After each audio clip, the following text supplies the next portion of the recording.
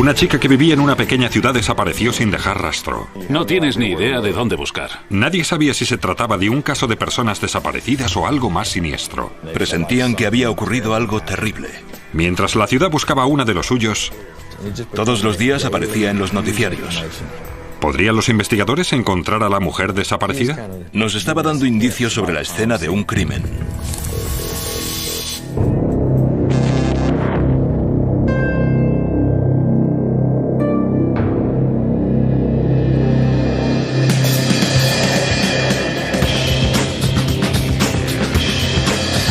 Crímenes imperfectos, Estados Unidos.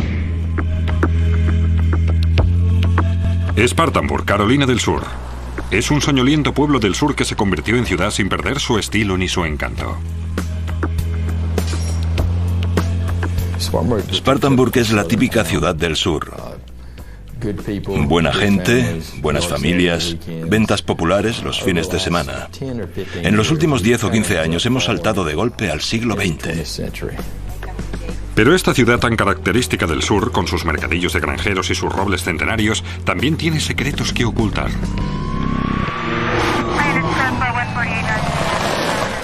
Uno de ellos desconcertó a la policía durante más de un año. 911, ¿de qué se trata? El misterio empezó, como tantos otros, con una llamada a la policía. ¿Cómo se llama, señora? Cuando empezó parecía el clásico caso de persona desaparecida, pero con el paso del tiempo se convirtió en algo importante para nuestra comunidad. La llamada era de la familia de una joven llamada Tamika Houston. Su familia nos notificó que había desaparecido. Sí, aquí Spartanburg, 501.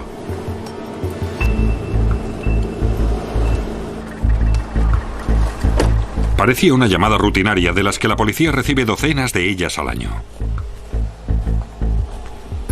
Enviamos un agente a la casa por si veía algo fuera de lo normal.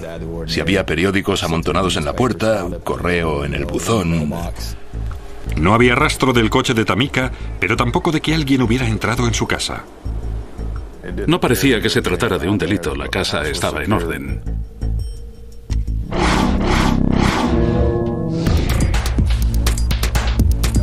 Le asignaron el caso a los inspectores Steve Lamb y Jay Steedman. Habían visto los suficientes casos de personas desaparecidas para saber que a veces la gente desaparece voluntariamente. Si eres adulto, tienes el derecho a desaparecer sin que nadie sepa dónde estás. Pero desde el principio, el caso de Tamika parecía diferente. Sus padres no sabían nada de ella. Su tía en Miami, Florida, tampoco. Y eso no era normal. No era propio de ella. Los investigadores intentaron seguirle el rastro a Tamika electrónicamente. En Estados Unidos, a menos que vivas fuera del sistema, es muy difícil ocultarte. Intentamos averiguar cuanto nos fue posible sobre Tamika, desde su móvil hasta el estado de su cuenta bancaria. El registro de llamadas del móvil de Houston mostraba que había dejado de hacer llamadas la semana antes. Y tampoco había ningún movimiento en su cuenta bancaria. Desde que se denunció su desaparición, no había efectuado ninguna transacción bancaria. Y no había sido vista en ninguno de los lugares normales en estos casos. Llamamos a los hospitales, salas de urgencias, pero sin ningún resultado. Era muy frustrante, como si buscáramos una aguja en un pajar. Buscábamos algo que pudiera ser importante para el caso. ¿Cómo está, señora? Hola. Me gustaría hacerle unas preguntas, si no le importa. El siguiente paso, hablar con la familia y los amigos de Houston. Investigamos a Tamika para averiguar quién era. Tamika Houston era una chica de 24 años, natural de Spartanburg. Le gustaba cantar. Era cristiana. Leía la Biblia con frecuencia. Era una joven normal que intentaba hacer lo correcto en nuestra comunidad. Los familiares y amigos de Tamika coincidían en afirmar que no era la clase de chica que desaparece sin más. Desde el principio creían que le había pasado algo terrible. Le dijeron a la policía que probablemente había alguien que sabía más de lo que admitía. Su novio, Fred Allen. Estaban convencidos de que le había hecho algo a Tamika.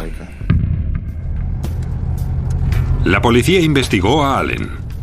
¿Has dicho 5-14-73? Y descubrieron que tenía un historial de violencia. Nos informaron que había sido detenido por violencia doméstica. ¿Y la víctima? Tamika Houston. De hecho, la misma semana de su desaparición, Fred Allen tenía que presentarse en el juzgado. Nos pareció que eso no era normal y empezamos a sospechar de él. ¿Tamika Houston abandonó la ciudad huyendo de Allen? ¿O peor, la mató o la secuestró para impedir que declarara en su contra?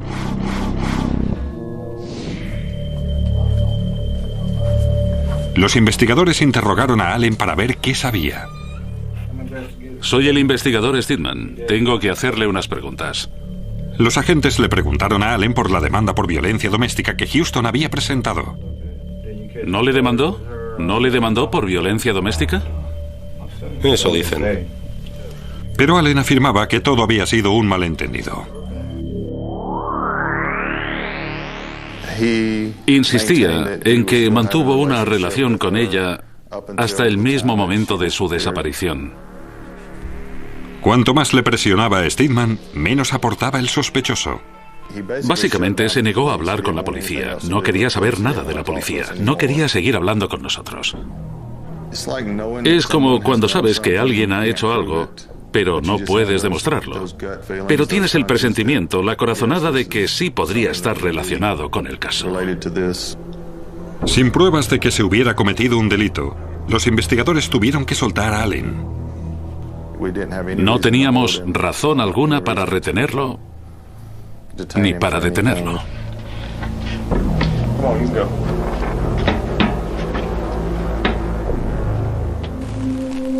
A medida que iban pasando los días sin tener noticias de Tamika Houston, los investigadores se fueron convenciendo de que era algo más que el caso de una persona desaparecida. Primero se trataba de una persona desaparecida.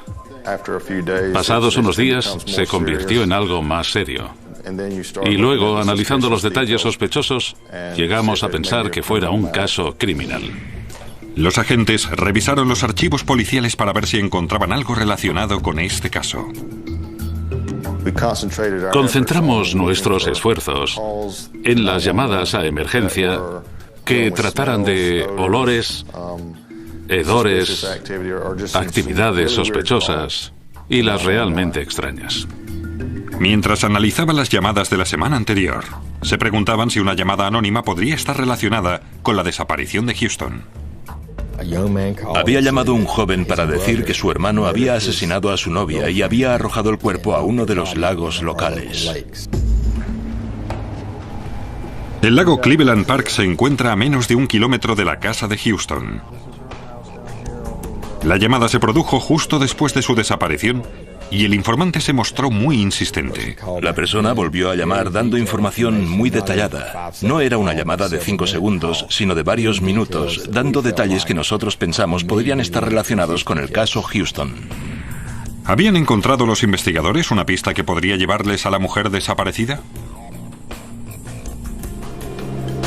Tamika Houston llevaba más de 2 semanas desaparecida y la policía temía no encontrarla con vida. Pero ahora era posible que tuvieran su primera pista sólida. Recibimos una llamada diciéndonos que alguien había arrojado un cuerpo al lago. Era una pista que teníamos que seguir. La policía de Spartanburg dedicó todos los medios disponibles. Varios equipos de submarinistas registraron el lago a fondo.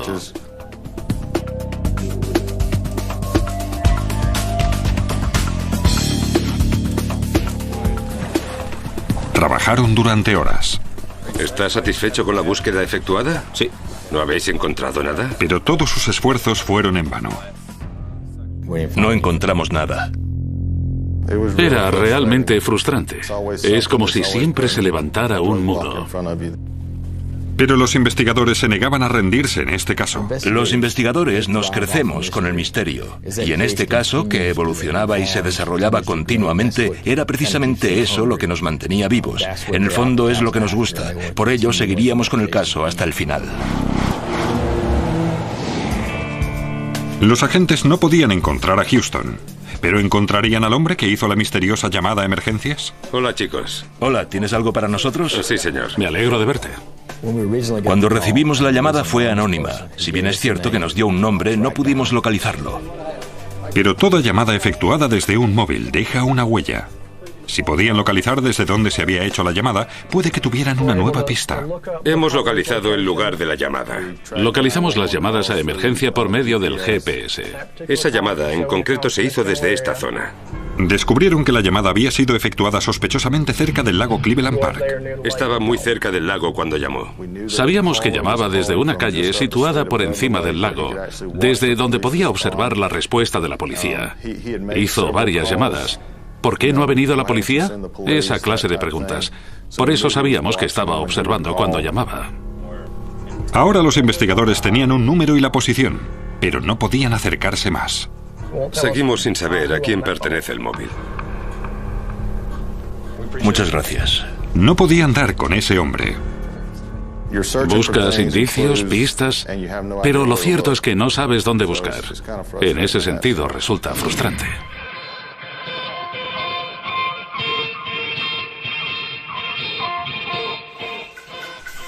Con el caso en un punto muerto, la policía y la familia acudieron a los medios. Empezamos a repartir folletos. Todos los días aparecía en los noticiarios de nuestra comunidad. Spartanburg se volcó en el caso de la mujer desaparecida y la policía se vio inundada por las llamadas. Cuando participaron los medios, el caso adquirió grandes proporciones. Recuerdo entrar en restaurantes y oír a la gente hablar del caso Houston. La gente estaba interesada en el caso, se sentían parte de él. Y recibieron varias llamadas con la misma información. Recibimos varias llamadas diciéndonos que habían visto a Tamika con el encargado de mantenimiento de unos apartamentos. ¿Era posible que Houston hubiese estado en Spartanburg todo ese tiempo? Los investigadores decidieron hacerle unas preguntas a ese hombre. ¿Conoce a esta chica? ¿La había visto antes? Y mostrarle unas fotos de la mujer desaparecida. Di unos paseos con una amiga del trabajo que se parece mucho. Inmediatamente supo que se trataba de alguien que se parecía mucho a Tamika y nos dijo quién era esa persona. Así terminó esa pista. Varias semanas después, los agentes no estaban más cerca de encontrar a Tamika Houston que cuando se denunció su desaparición.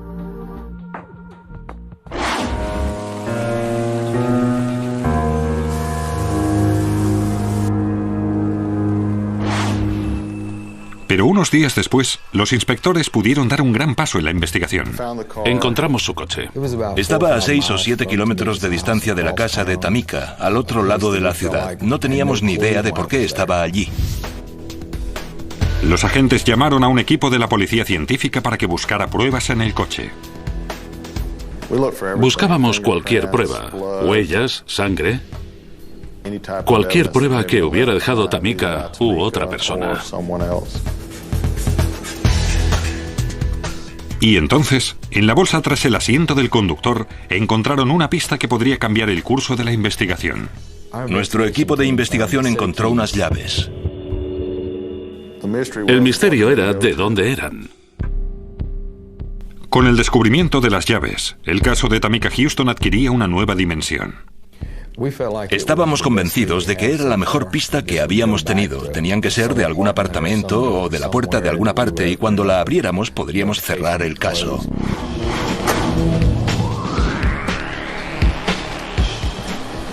Primero, los investigadores probaron las llaves en la casa de Houston.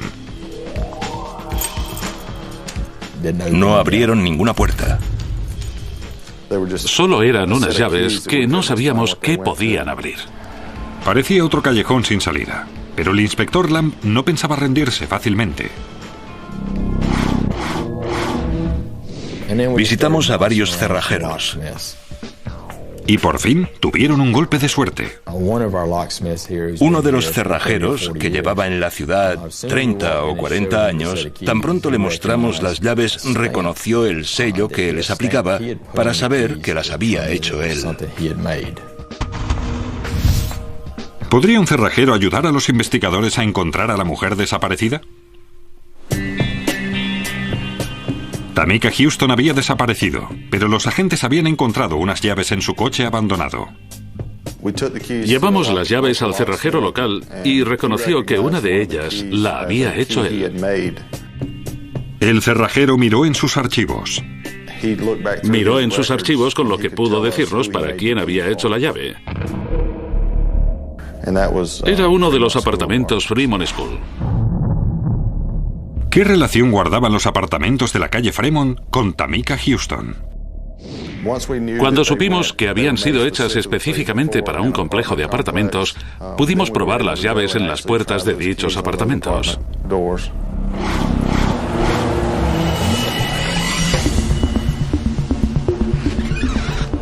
Hola. Hola. Los inspectores se reunieron con la encargada. Tenemos unas llaves. Entiendo. Y tienen que corresponder con alguno de los apartamentos. Probaron las llaves en todos y cada uno de los apartamentos.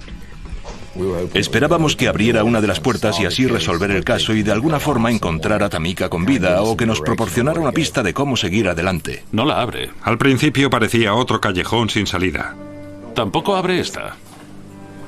Probamos una y otra vez y no abrían ninguna puerta. Llegamos a imaginar que nos habíamos equivocado de lugar. Pero cuando ya casi habían terminado, cambió su suerte. Por fin, una de las últimas puertas se abrió. Nos alegramos de que por fin se abriera una puerta. De los cientos de miles de puertas de nuestra comunidad, habíamos dado con la correcta. Pero tras la puerta había otro misterio. El apartamento estaba vacío. Registraron el apartamento con la esperanza de encontrar una pista que les llevara a la mujer desaparecida. ¿Volvemos al despacho? Sí, señor, volvamos. Volvieron al despacho de la encargada. ¿Sabe el nombre del último inquilino? Y la encargada tenía un nombre que darles. El último inquilino del apartamento fue Chris Hampton. Christopher Hampton. ¿Quién era Hampton? ¿Qué sabía de la mujer desaparecida? Los inspectores le pidieron a Hampton que les acompañara a la comisaría. Empezamos a interrogarle, preguntándole cómo conoció a Tamika y cuándo fue la última vez que la vio. Chris Hampton parecía ser un hombre que no tuviera nada que ocultar. Dijo que salían juntos y que ella se había ido a la semana de los moteros en Myrtle Beach. Me dijo que se iba a la semana de los moteros. ¿Le dijo con quién iba? No, no dijo nada, solo que iba. Teníamos la sensación de que no era muy sincero en cuanto a los detalles.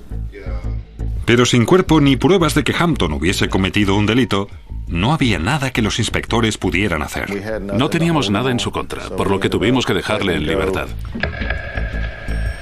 Pero juraron vigilar a Chris Hampton.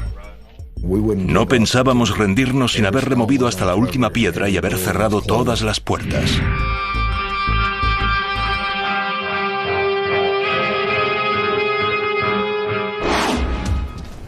Seis meses después, los investigadores seguían buscando pistas cuando recibieron una extraña carta de su principal sospechoso, Chris Hampton. Recibimos una carta que el señor Hampton había escrito a la policía.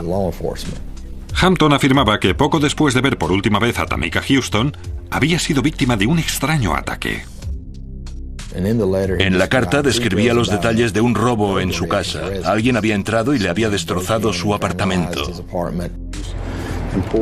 Y echaron cerveza en el suelo y mancharon con mayonesa, ketchup, salsa picante, harina y otras cosas el suelo de mi dormitorio. Y echaron mayonesa y ketchup en el suelo. En la carta había un detalle que llamaba la atención. Alquilé una máquina limpia moquetas en Baylo, en Park Hills, por si quieren comprobar la fecha. Había alquilado una máquina limpia moquetas y recordaba cuándo se había ido Tamika y la fecha en la que había alquilado la máquina. Los investigadores no podían creer lo que estaban leyendo. Eso hizo saltar las alarmas de la policía. ¿Por qué iba a facilitarnos esa información? Supuse que había sido Tamika quien había dejado mi habitación así, pero luego pensé que no tenía motivos para hacerlo. Nos estaba dando una pista de la escena del crimen en su apartamento. La policía sospechaba que la extraña carta de Hampton era señal de mala conciencia y esperaban que les proporcionara las pruebas que necesitaban para resolver el caso. Era suficiente para pedir una orden de registro y ese mismo día lo efectuamos. Los inspectores volvieron al antiguo apartamento de Hampton, esta vez con una orden. Y examinaron detenidamente la moqueta que Hampton mencionaba en su carta. ¿Qué me dices de esa mancha en la moqueta? Vieron que alguien se había tomado muchas molestias para limpiarla. Se veían algunas zonas con manchas como si hubieran echado lejía o un limpiamoquetas. Levantaron la moqueta para ver debajo de ella. Bajo la moqueta del dormitorio había una gran mancha de un marrón rojizo. Había traspasado la moqueta y la arpillera hasta llegar al suelo. Los inspectores tenían suficiente experiencia para distinguir una mancha de sangre cuando la veían. Una mancha grande en el suelo del dormitorio. Una más pequeña en el armario. Estábamos seguros de que era la escena del crimen, de que todo había ocurrido aquí. Creíamos que la había encerrado en el armario durante algún tiempo. Creo que en ese momento se convirtió para nosotros en la investigación de un crimen, que se trataba de un caso de homicidio.